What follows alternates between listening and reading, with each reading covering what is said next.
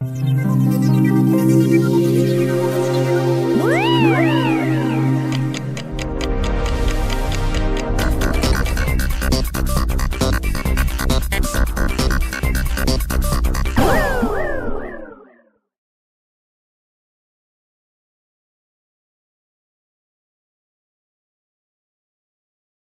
Flat Earth Society is a controlled opposition group that mixes truth with lies and satire to discredit genuine flat Earth research, a job they've been doing for a long time now. Founded in 1970 by Leo Ferrari, a suspected Freemason and philosophy professor at St. Thomas's University, Leo spent his life making a mockery of the legitimate subject of our flat Earth. Though he passed away in 2010, his Flat Earth Society still exists today online as a website and forum which, still true to form, purports several false flat Earth arguments and treats the entire subject as a deadpan joke. In 1956, a genuine truth-seeker and flat Earth researcher, Samuel Shenton, had started the IFERS, International Flat Earth Research Society, and was making quite an impact with his publications and interviews revealing the truth of our flat Earth to the masses. The globalists attempted to ignore the threat posed by Shenton for over a decade before finally creating their competing, farcical, controlled opposition FES, Flat Earth Society, which has spent the past 45 years steering all flat Earth inquiry into the realms of satire and sarcasm. To give an idea of how the controlled opposition works, consider the example of Leo Ferrari's pumpkin-sized rock he would always take during his interviews and lectures, claiming he brought the stone back from the edge of our flat Earth. He would say with a huge smirk on his face how his boat had fallen over the edge, but he was luckily saved by hanging onto this rock. Clearly, treating our flat Earth in this tongue-in-cheek way discouraged people from taking the matter seriously. Ferrari's entire shtick involved approaching the flat Earth subject from every angle except the rational and scientific.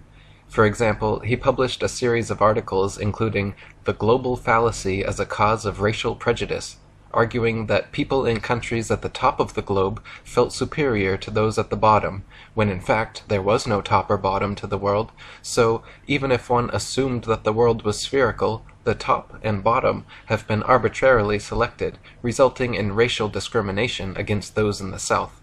How can the globularists, their hirelings and dupes, seriously claim to believe that all men are created equal when they teach that some men are eternally fated to hang like bats from the bottom of a globe on which other men stand upright?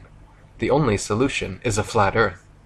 So you see, instead of presenting measurements or experiments, instead of presenting any proofs or evidence, Ferrari would often simply argue the flat Earth as a serendipitous, satirical solution to social problems.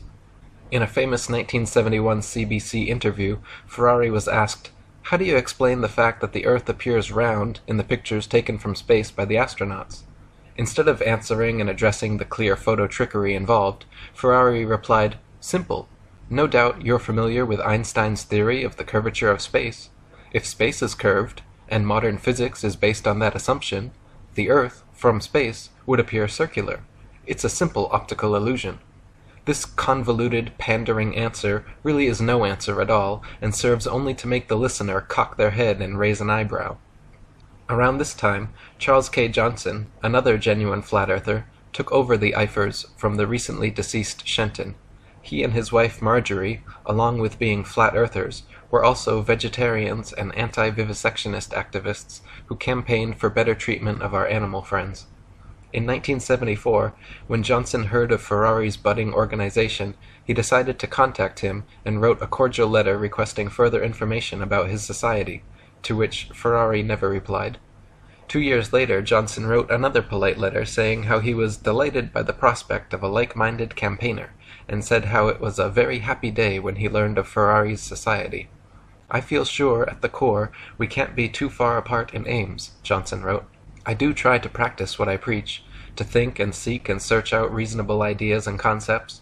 He closed saying that he could hardly wait to hear from Ferrari and hoped very much he would please reply.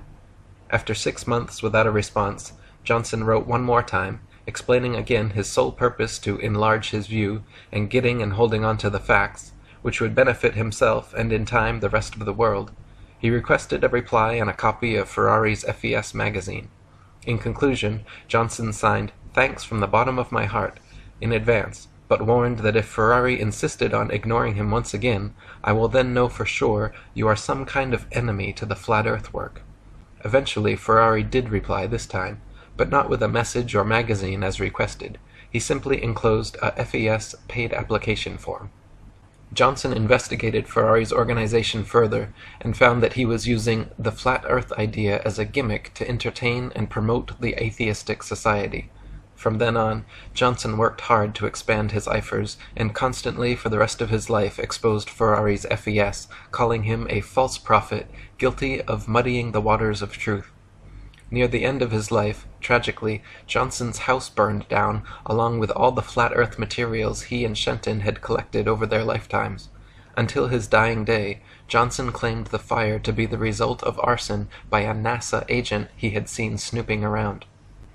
Until recently, the IFERs had disappeared and only Ferrari's FES existed as a website and message board maintained by moderators who, following in the footsteps of Ferrari, make a mockery of the whole thing and turn every thread into a joke, deterring any serious flat earth researcher from pursuing further.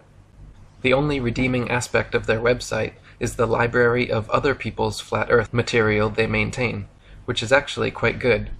The current president, Daniel Shenton, coincidentally no relation to the genuine flat earther and IFERS founder Samuel Shenton, can be heard in the following clip, still muddying the waters of truth with several false flat earth arguments.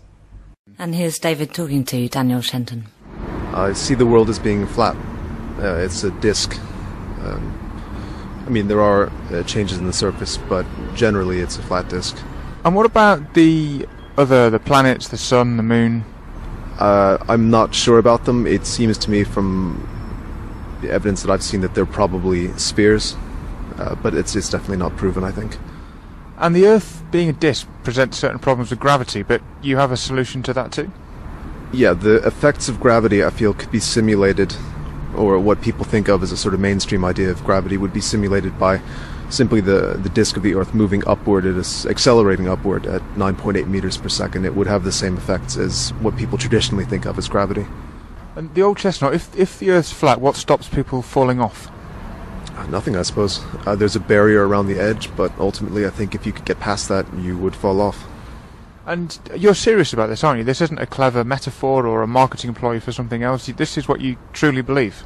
It is. If it's a marketing ploy for something, then I'm not aware of it, and I'm certainly not getting paid for it. So, Notice he says he is not sure about the sun, moon, and planets, but that they're probably spheres. But it's definitely not proven, I think. He flip-flops his answers and expertly fumbles his words, as if intentionally trying to sound scatterbrained.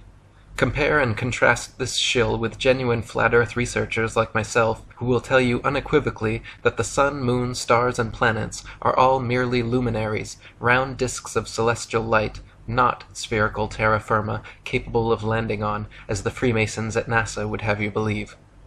He then goes on saying, "The effects of gravity, I feel, could be simulated by the disk Earth moving upwards, accelerating upwards at 9.8 meters per second, would have the same effects of what people traditionally think of as gravity."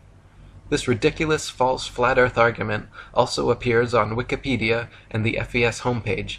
It is provably wrong, as the upwards accelerating disk would smash into all helicopters, planes, and hot air balloons, making sustained flight of any kind impossible.